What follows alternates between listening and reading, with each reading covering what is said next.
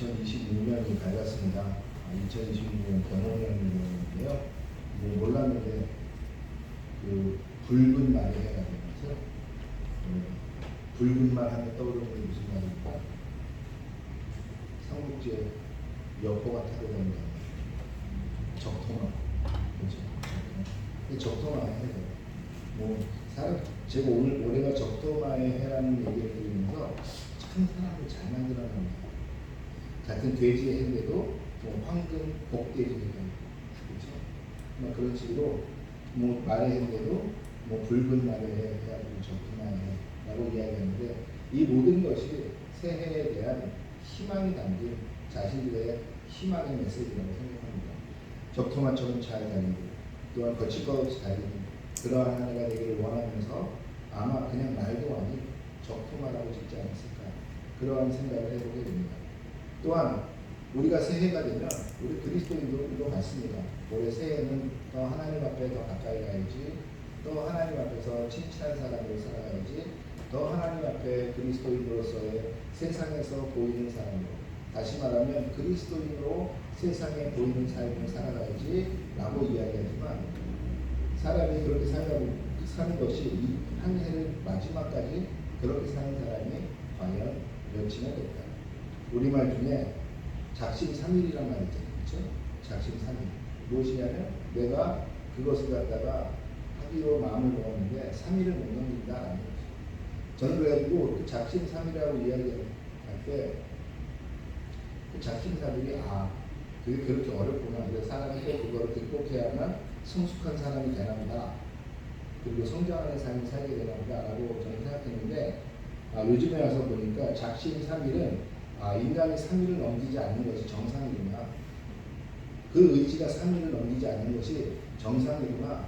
나는 그러한 의미가 아닐까라는 생각을 해보게 됐어요.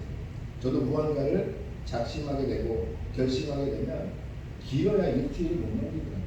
아침에 뭐를 해야지, 꼭 1시간씩 뭐를 해야지 라고 하면은 처음엔 해요. 근데 3일째 되면 정말 흐트러지기 시작하고 일주일을 넘기기가 힘들더라고요. 다시 일주일에 또 가고 다시 일주일에 또 가고 이런 식으로도 해보게 되지만 사람이 작심을 하여 그 한 해를 모두가 이루게 되는 것은 정말 은혜가 필요한 것 같아요. 하나님께서 주시는 은혜, 그리고 하나님께서 우리에게 같이 해주시는 그 힘이 없다면 아마 그것을 이루기가 참 힘들구나. 그래서 우리 선조들은 네가 아무리 작심하고 네가 결단해봐 3일을 넘겨봐.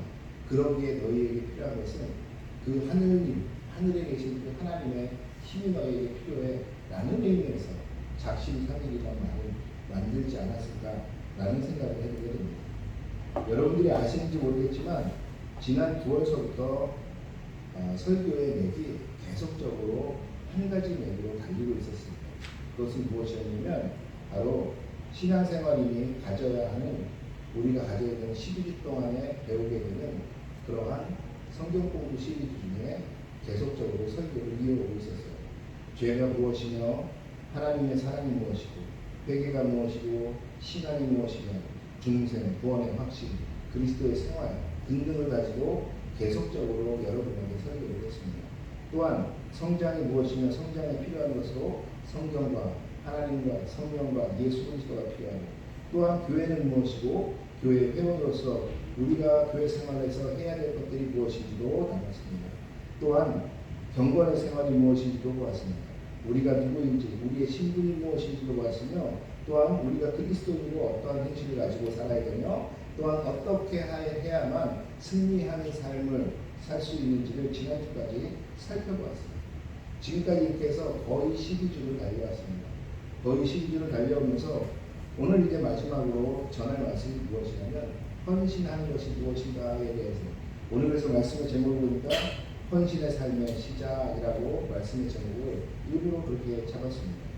다시 말하면 지금까지 우리가 죄가 무엇이고 중생이 무엇이고 구원이 무엇이고 또한 교회가 무엇이고 신앙생활이 무엇이고 경건이 무엇인지 그것들을 통하여 우리가 마지막에 해야 되는 것은 무엇이냐면 그리스도인의 삶으로서 헌신의 삶이 나타나야 하는 것이, 그것이 결과론적으로 나타나야 한다는 게 바로 그리스도인의 삶입니다. 그래서 그리스도인의 삶에서 헌신이 나타나지 않으면 그것은 그리스도인의 삶으로 보기가 힘듭니다. 그래서 헌신의 삶은 무엇인가라는 것을 우리가 먼저 살펴보는 것이 중요할 것입니다.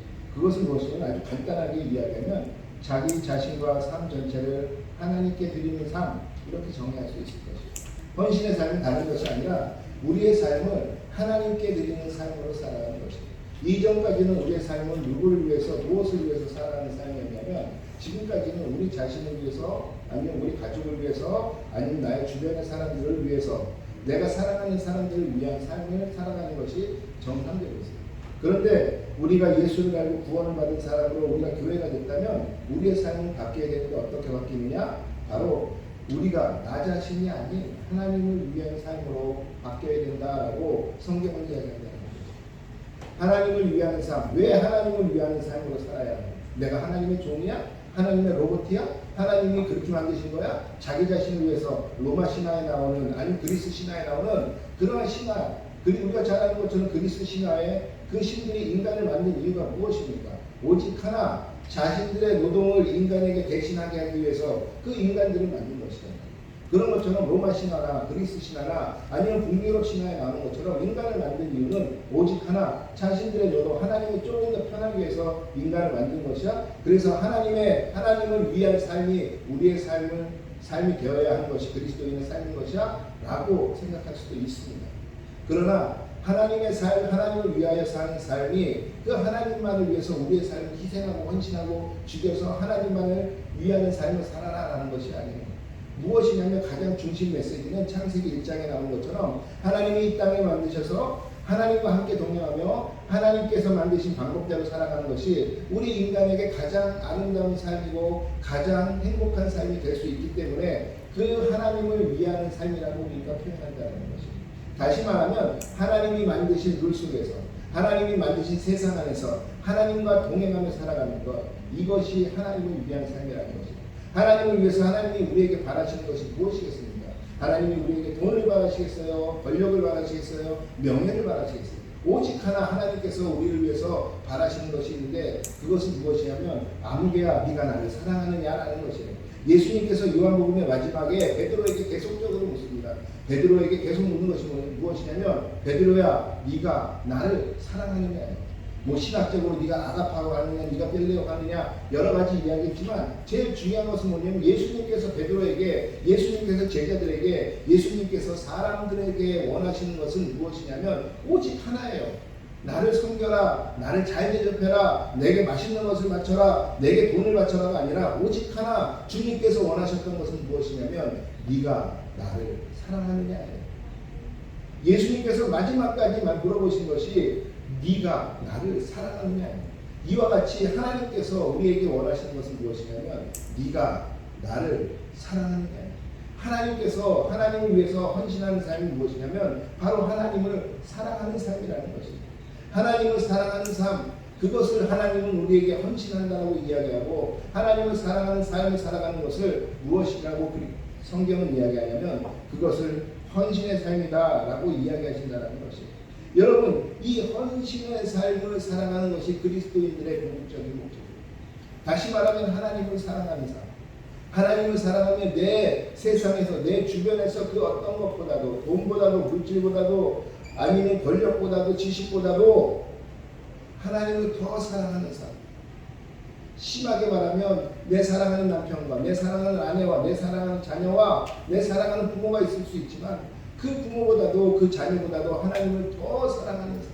나의 영혼의 부모가 되시고 나를 만드시고 나를 태어나기 전부터 아시고 내가 죽어서까지 아시는 그 오직 한 분 되시는 그 하나님, 그 하나님을 세상의 그 어떤 것보다도 귀하게 사랑하며 살아가는 삶, 이것을 뭐라고 성경은 이야기하냐면 그것을 하나님께 헌신하며 나의 것을 버리고 하나님 앞에 모든 것을 드리는 삶이라고 표현한다는 거죠.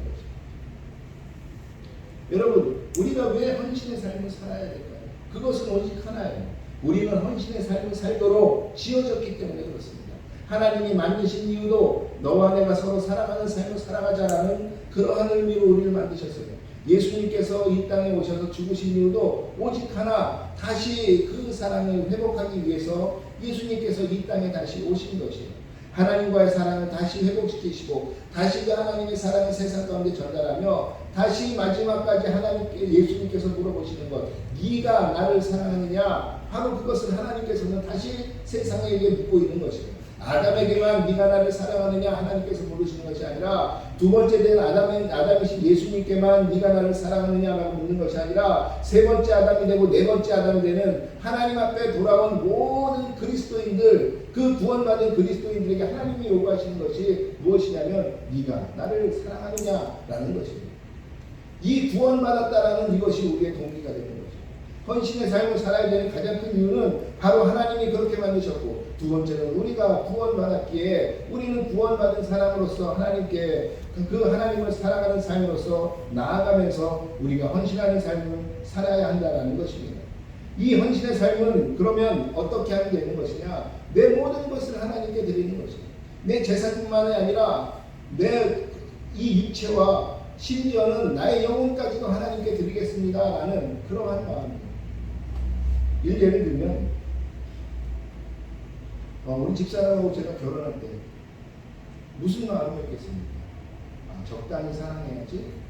요 정도면 이쁘고 요 정도면 내가 보니까 나를 잘 섬길 것 같고 이러니까 결혼해야지. 이렇게 결혼하신 분 여기 계십니까? 대답을 못 하시는 분이 네. 이 정도면 적당해. 괜찮아. 이런 마음으로 결혼하시는 분 계세요? 저는 어느 날 우리 집사람하고 결혼하게 된 동기는 오직 하나입니다. 무엇이냐면 그때는 그 마음이 진짜 그랬어요. 내가 모든 걸 다 해줄 수 있는 사람이구나. 내가 정말 모든 것을 다 해주려고 할 수 있는 사람이구나 라는 마음이 들었어요. 다른 거 많이 보지 않았습니다. 얼굴을 본다든지 아니면 그 가정을 본다든지 아니면 딜리전트, 그러니까 딜리전트? 갑자기 한국말이 생각이 안 나지? 네. 부지런하다든지 사람들에게 잘한다든지 이러한 어떠한 이유 때문에 우리 집사람을 사랑한 것, 결혼해야겠다 결심한 것보다도 가장 큰 결심은 무엇이었냐면 내가 모든 것을 해주고 싶은 사람이구나 라는 생각이 들었기 때문에. 혹시 여기 계신 남자분들, 옆에 계신 그 아내분들을 보시면 그러한 마음 안 가지셨습니까? 대답은 안 하세요. 아니면 우리 그 아내 되시는 분들은 혹시 이 남자를 위해서 내가 뭐든지 할 수 있겠구나 이러한 혹시 생각 갖지 않으셨어요? 이 남자가 돈이 많으니까, 이 남자가 좀 잘생겼으니까, 이 남자가 허우대가 멀쩡하니까 결혼하셨습니까? 그런 만큼 그런 만큼 내세우신 분들이 우리 교회에 몇 분 계신 것 같긴 해요. 계시니까. 저 빼고 다 그런 것 같아요. 그런데 아마 우리 아내는 저를 보면서 인물 때문에 아니면 재산 때문에 가정의 학식 때문에 학벌 때문에 저를 고르진 않았을 것이에요. 여러분, 그런 것처럼 내가 사랑하게 되면 그 사랑하는 대상에 대해서 우리는 무언가를 해주고 싶고 내가 가지고 할 수 있는 것은 무엇이든지 해주고 싶을 것이에요. 우리 자녀들을 보면 가끔가다 그런 마음을 갖습니다. 밤에 자고 있는 우리 자녀들, 특히 예전에 우리 아이들이 어릴 때 우리 큰아이를 보면서 그런 생각을 했어요. 큰아이가 정말 작았었어요. 작았고 그 아이가 정말 밥도 못 먹고 막 이랬었어요. 그 아이를 보면서 어느 날 교회에서 11시에 들어오는데 그 아이 자고 있는 것을 보는데 갑자기 눈물이 울컥 나더라고요. 집사람 옆에서 그 아이 옆에서 자고 있고 그 아이가 옆에서 자고 있고, 집사람이 둘째를 임신한 상태에서 그 아이 옆에서 자고 있고, 그런데 그 아이를 보는데 울컥하는 거예요. 제 눈에는 걔가 얼마나 잘생겨 보이고 이뻐 보이겠어요. 이렇게 잘생기고 이쁜 아이가 차라리 강남에서 돈 많은 집에 태어났으면 얼마나 행복했을까. 나는 인간적인 생각에 갑자기 울컥하는 마음이 들어요. 우리 둘째나 막내를 볼 때도 그런 생각이 가끔씩 살면서 힘들 때 들었었습니다. 이 아이들이 차라리 내가 아닌 다른 어떠한 더 좋은 가정에서 태어났으면 훨씬 행복할 수 있지 않았을까라는 생각을 갖게 됐어요. 내가 해줄 수 있는 것에 한계가 있는 것을 느꼈을 때 이 아이들에게 갖는 생각이었어요. 내가 가지고 있는 모든 것을 다 해줘도 어쩌면 세상적으로는 이 아이들을 행복하게 해줄 수 없겠구나라는 그러한 절망 같은 마음이 들었을 때 제가 갖는 생각이었어요. 거기에 중요한 것은 무엇이냐면 제가 할 수 있는 모든 것을 다 해서라도 해주는데 안 되면 어떡하지라는 그러한 불안한 마음이었어요. 중요한 것은 제가 그 아이들을 보면 다라도 해주고 싶은 마음이 들었다는 거죠. 여러분, 하나님이 우리에게 원하는 사랑은 바로 이것이에요. 내가 하나님을 사랑하는데 그 하나님께 대하여 나의 육체나 나의 가진 것이나 내 영혼까지도 그분에게 드리고 싶은 마음이 없겠습니까?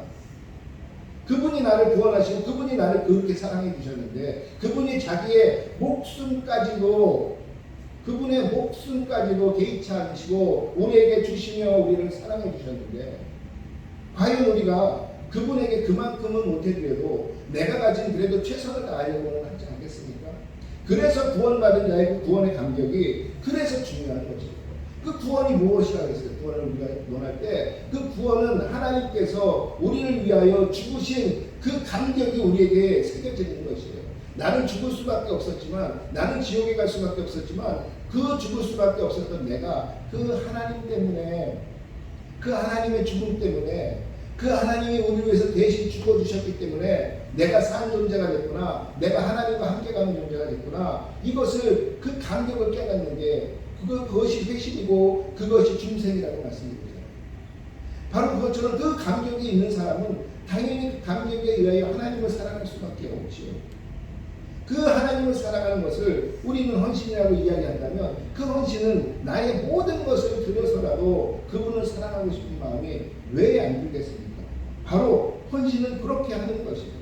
내가 헌신을 한다는 것을 내가 그냥 그리스도인이니까, 내가 사람들이 많으니까, 내가 교회 직분이 있으니까, 내가 지금 지겹지만, 내가 어렵지만 그래도 내가 한다, 사람들의 눈치 때문에 한다 라는 그런 마음보다도 가장 중요한 헌신의 동기는 무엇이냐면 바로 하나님이 나를 사랑하셨고 내가 그 사랑에 보답하며 그 사랑에 응답하는 마음이 바로 헌신이에요. 그 헌신은 언제 나타나는 것이냐? 즉시로 나타나야 하는 거죠. 여러분, 재밌는 것은 마태복음에 보면 우리 씨앗에 대한 그 길가에 뿌려진 그 씨앗에 대한 씨에 대한 비유가 있잖아요. 그런데 중요한 것이 뭐냐면 뿌려진 씨 중에 길가에서 그것이 싹을 틔지 못하면 무엇이 되냐면 뭐가 와서 그것을 확 낚아채서 먹어버려요? 새가 와서 그 싹을 틔우지 못한 그 씨앗을 와서 먹어버린다는 것이에요. 늘 우는 사자와 같이 우리를 넘어뜨리려는 그 사단은 무엇을 원하냐면 우리가 구원받은 감격에 의해서 우리가 헌신하고픈 하나님을 사랑하고픈 마음이 생겼지만 그 헌신을 결단하지 못하면 어떻게 되냐면 즉시로 결단하지 못하면 그 사단이 와서 우리의 그 마음의 씨앗을 앗아가 버리는 거죠.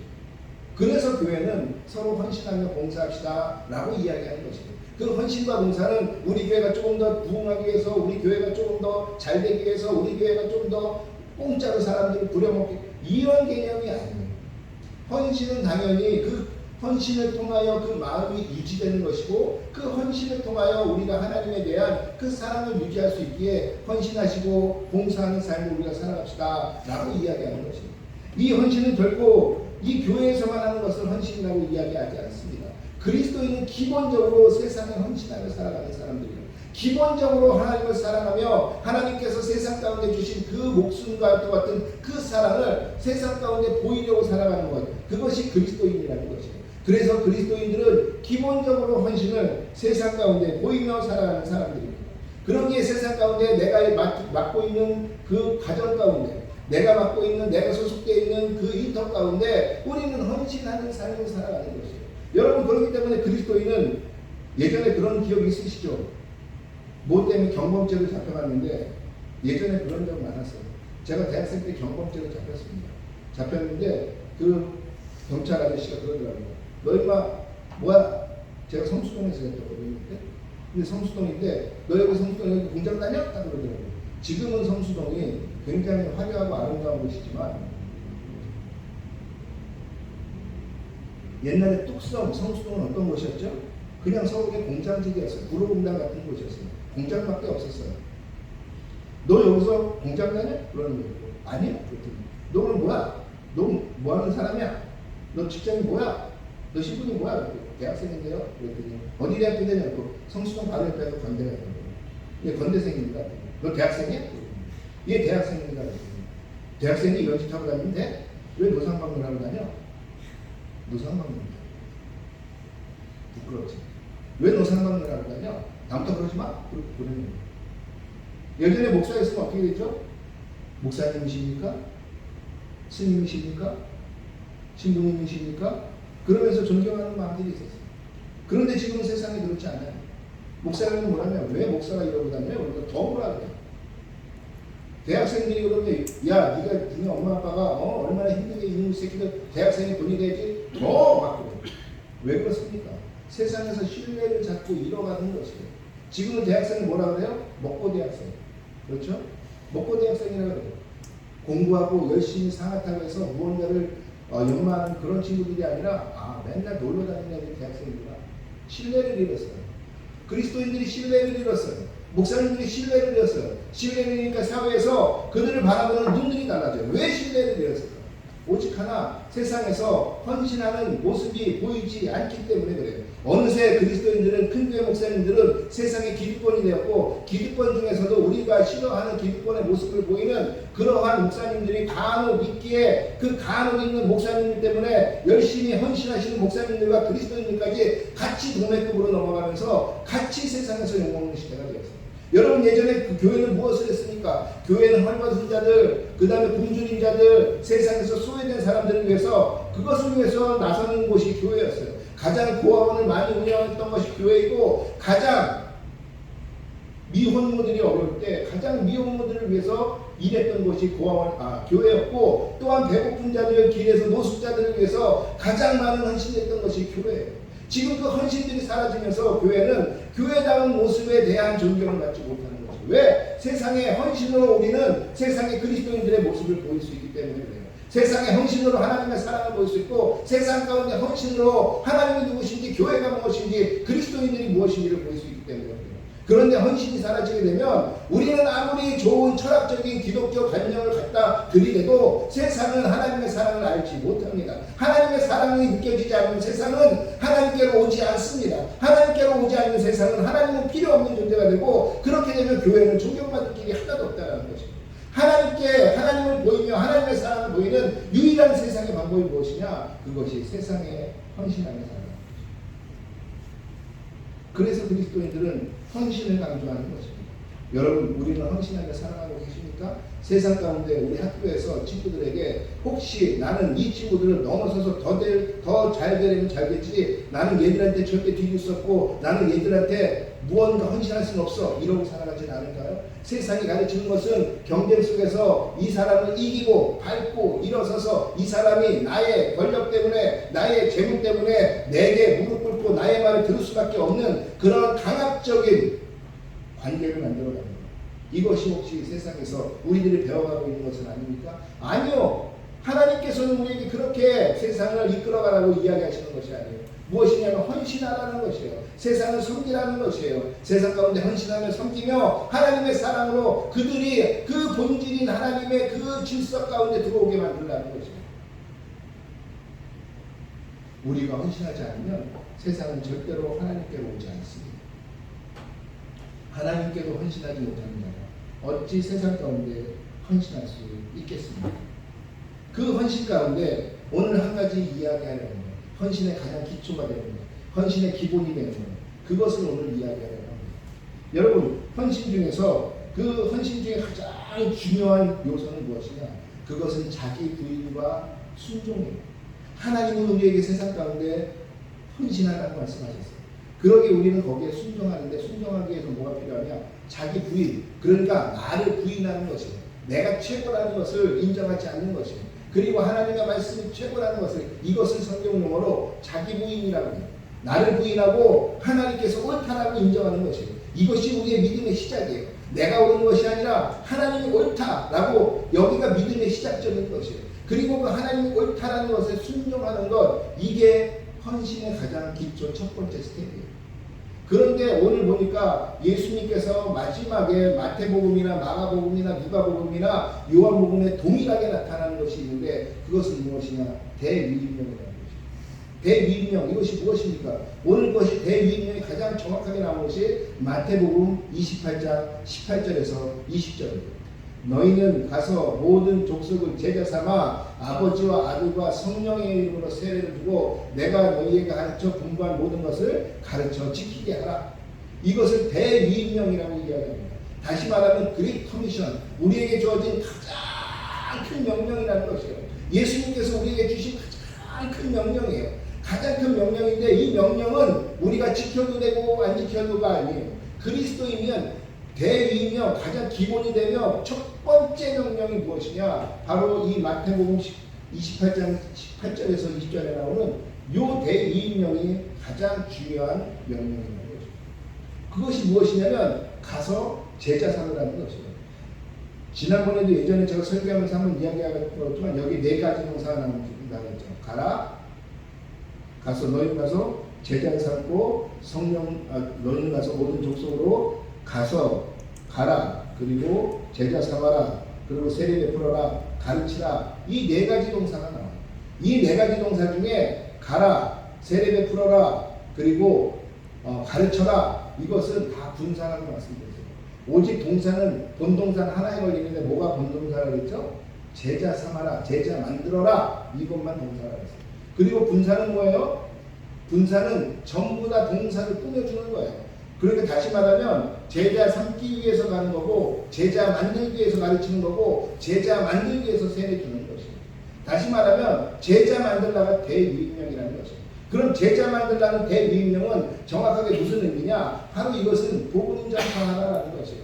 복음, 예수를 세상 가운데 전파하라라는 것이에요. 그냥 예수님 믿으세요, 예수를 믿으세요, 이렇게 하는 것도 복음 전파지만 가장 중요한 세상의 원리, 하나님이 이 땅을 만드셨고 하나님이 이 땅의 주인이시고 하나님이 이 땅을 사랑하시고 하나님의 원리대로 돌아가는 것이 세상이기 때문에 우리 사람이 세상 가운데 행복하게 살려면 이 하나님의 원리로 살아야 합니다. 그래서 교회 가서 하나님의 원리를 배우고 이 하나님의 원리가 무엇인지 우리가 그것을 연습하면서 우리 삶 속에 구현해내는 것이 가장 중요합니다. 이게 가장 중요한 거예요.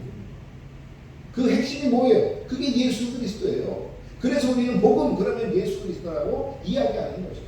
여러분 오늘 보니까 이 대위임령, 우리가 헌신하는 삶 가운데 가장 기본이 되는 것은 무엇이냐면 순종하는 것인데 이 대위임령에 순종하는 것이다라는 것이죠. 다시 말하면 가서 제자 삼으라는 것이에요. 가서 제자 삼으라는 것은 다시 말하면 무엇이에요? 가서 복음 전하라는 것이에요. 복음 전하지 않는데 너희는 너희의 그 은혜를 지킬 수 없고, 복음 전하지 않으면 너희는 너희의 그 행복을 지킬 수 없고, 복음 전하지 않으면 하나님을 사랑할 수 없다라고 말한다는 것이죠. 다시 말하면 복음 전하지 않으면 헌신의 삶은 기본적부터 안 된다라는 것이죠.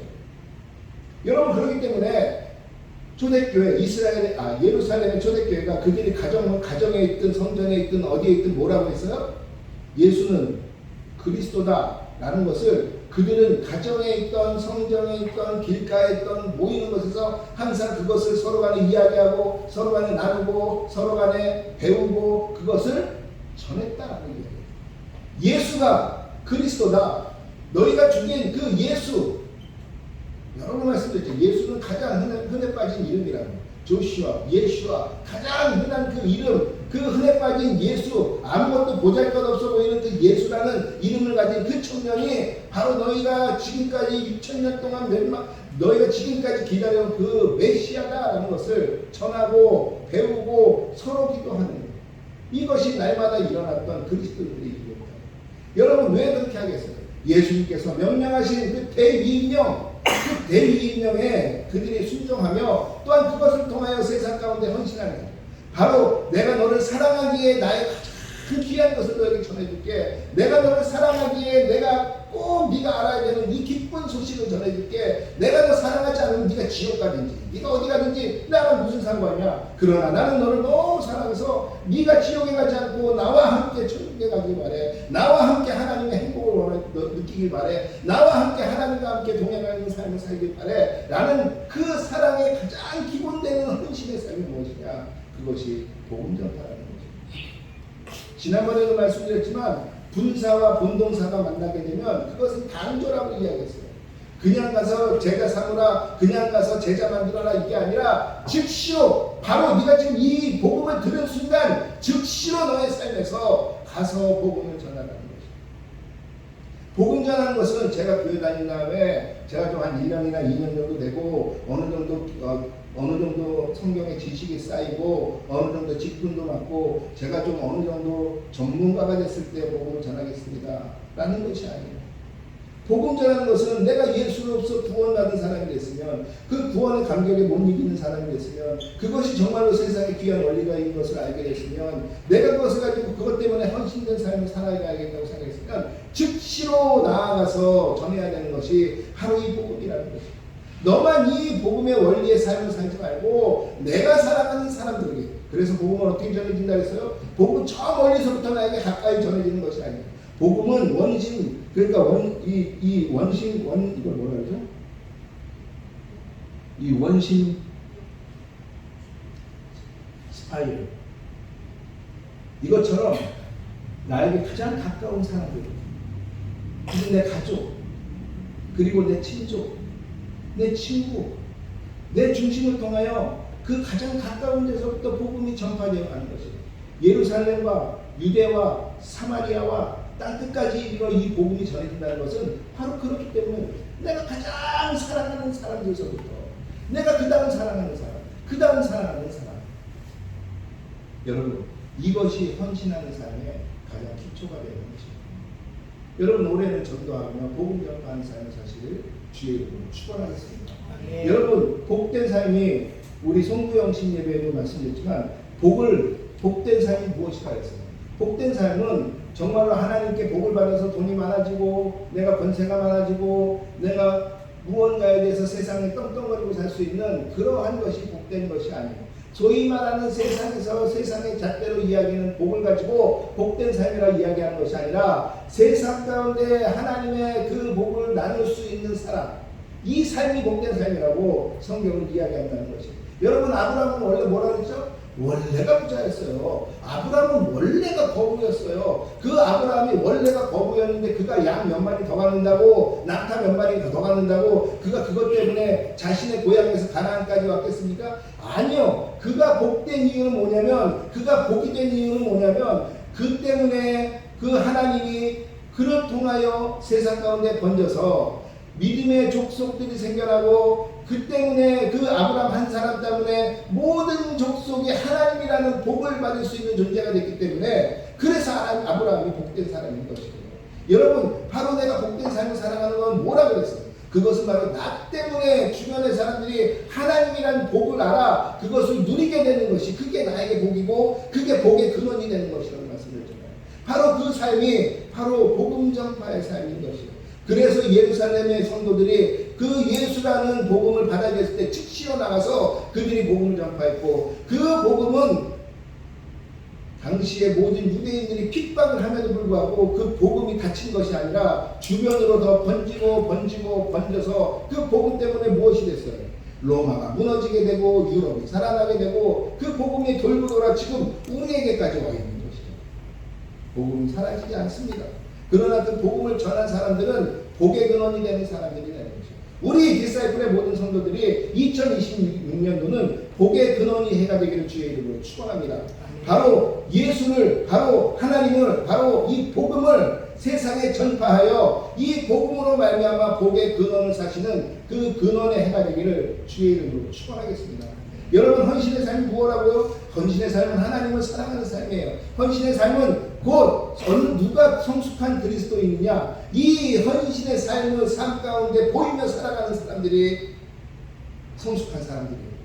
도덕적으로 위에 있고 많은 것으로 나이를 많이 먹으면 성숙해지는 것이 아니라, 그리스도인들은 바로 하나님을 사랑하고 그 사랑하는 삶을 삶 가운데 헌신으로 보이는 사람들이 성경은 성숙하다고 이야기해요.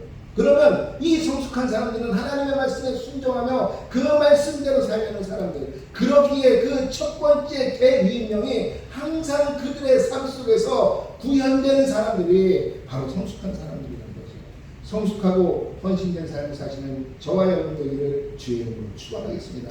이 2026년은 우리 디사이플 교회가 지금까지 걸어왔던 길 중에서 이제 하나님의 그 복음을 통하여 복이 싹 피워지고 복이 풍성히 열리는 해가 되기를 주의 이름으로 축원하겠습니다.